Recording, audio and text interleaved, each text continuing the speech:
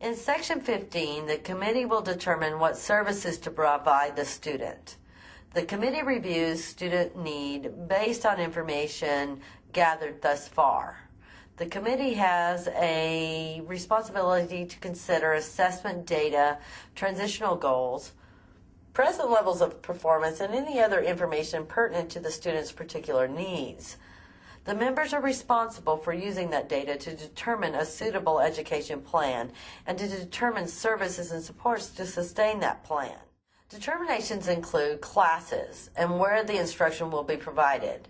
When deciding instructional settings, the committee must always consider the general education setting first, including CTE. And determination of instructional setting must be made using the least restrictive environment stipulation of the Individuals with Disabilities Education Act. Also in this section, discussion of coordination protocol between the instructional personnel, the regular education teacher, CTE teacher, and special education teacher will be discussed, and the committee will determine responsible parties related to the delivery of the instructions, implementation of modifications, and how grades will be assigned. Also, in relation to grading, the committee will establish a procedure on how progress grades will be determined and documented.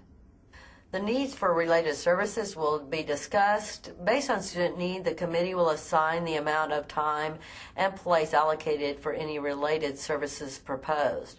Related services are any additional services that the committee deems necessary to support the student so they can benefit from their education.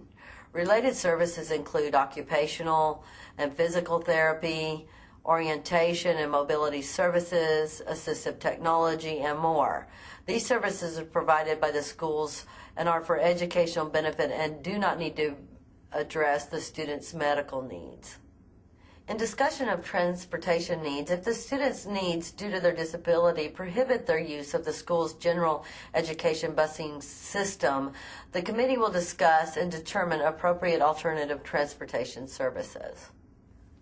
The dates for implementation and completion of services are proposed, recorded, and documented.